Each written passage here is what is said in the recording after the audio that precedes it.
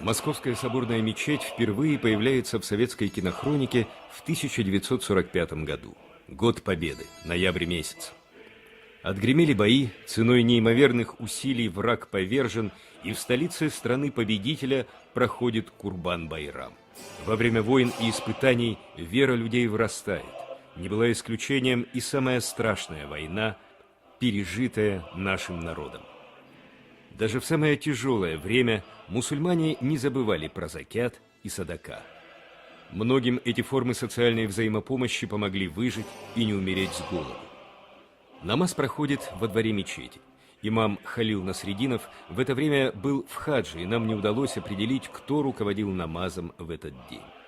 В тот же год снимались праздничные намазы в Казани и Уфе. До отказа заполнен двор мечети. Среди многих тысяч лиц мы видим не только стариков, но и молодежь. Некоторые в военной форме, иные хоть и сняли форму, но война навсегда отпечаталась в их сердцах. Справа в челме муэдзин Московской соборной мечети в 1933-1965 годах шейх Ислям Салямов. Мусульмане благодарят Всевышнего за его милости, за спасение от ужасов войны и за победу над фашизмом.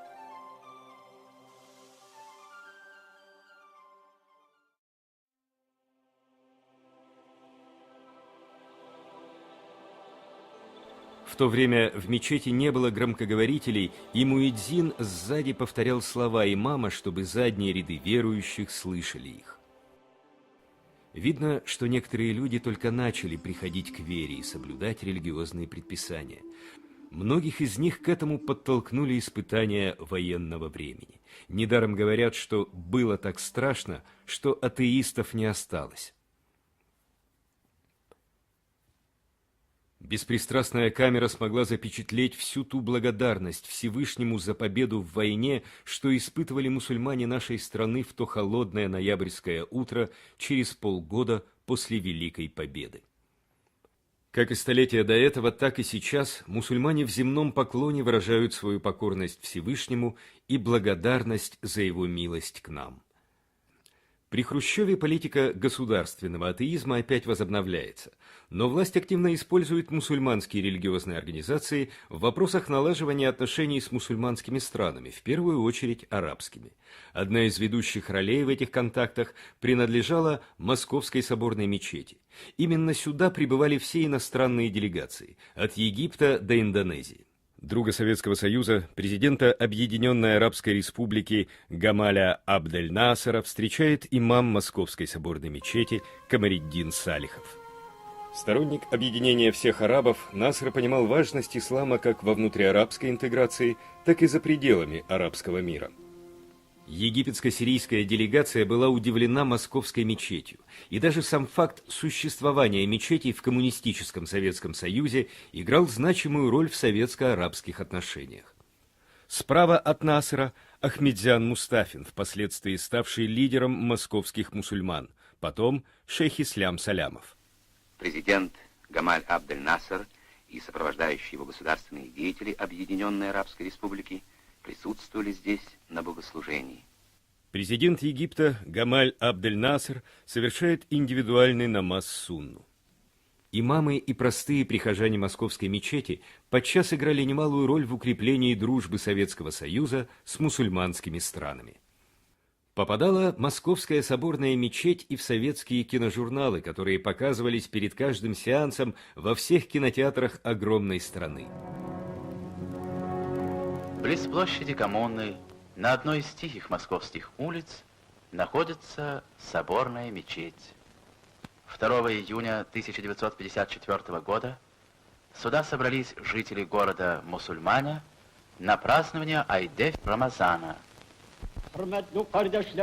С проповедью Ваас к прихожанам обратился хаджи имам Хатиб Исмаил ибн Минни Али.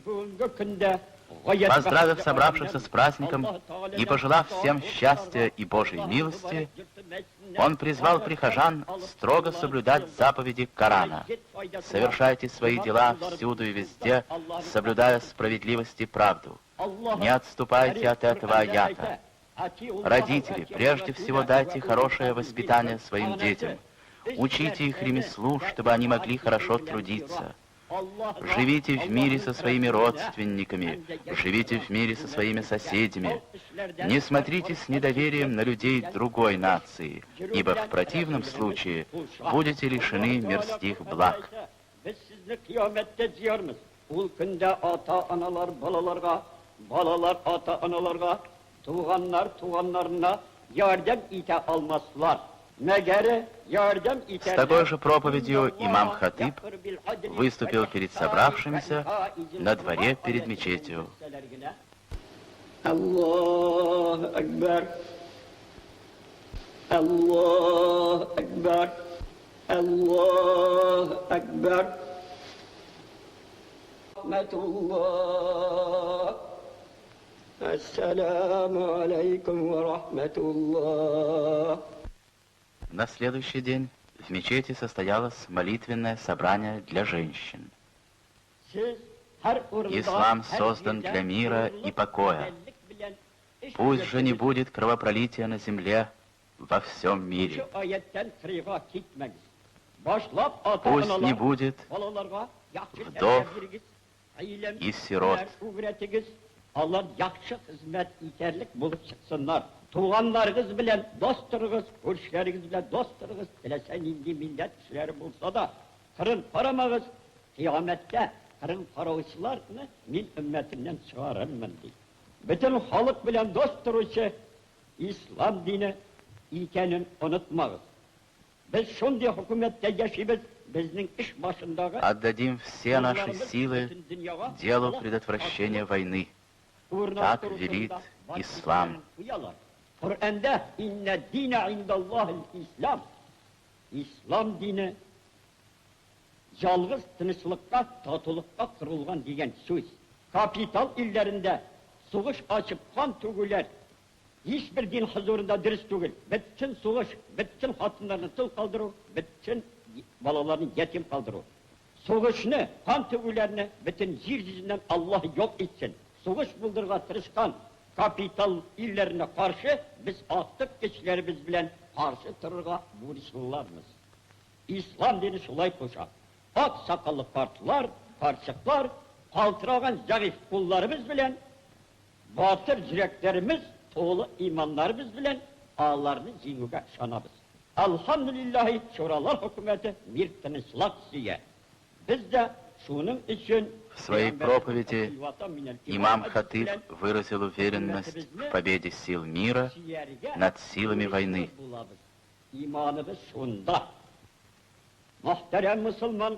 Он произносит слова признательности к советскому правительству, неутомимо борющемуся за мир во всем мире. Свои последние слова имам Хатиб обращает к Аллаху. Да будет мир во всем мире и в последующие наши праздники. Амин, я Раббил Алямин. Аллаху Акбар. Мусульманки и тогда старались закрывать волосы. И на этих кадрах видно, насколько это было естественно для них. Будучи хранительницами домашнего очага, они зачастую передавали и религиозные ценности, смогли сохранить их и донести до современного поколения. На этих кадрах хроники видно, что ислам никогда не исчезал из Советского Союза. Он сохранялся и в столице, и на далеких окраинах.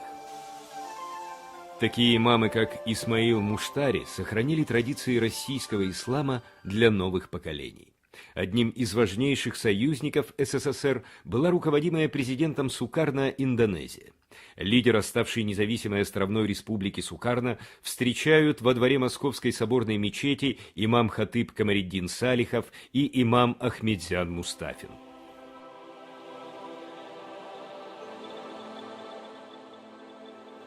В тюбетейке стоит Айсин Хамзя, председатель религиозного общества мусульман Москвы в 50-е годы. Сзади в тюбетейке стоит молодой Ризаиддин Басыров. Ближе к центру в челме имам Мухтасиб Пензенской области Ярулла Юсупов. Справа крайний в челме Муэдзин Шейх Ислям Салямов.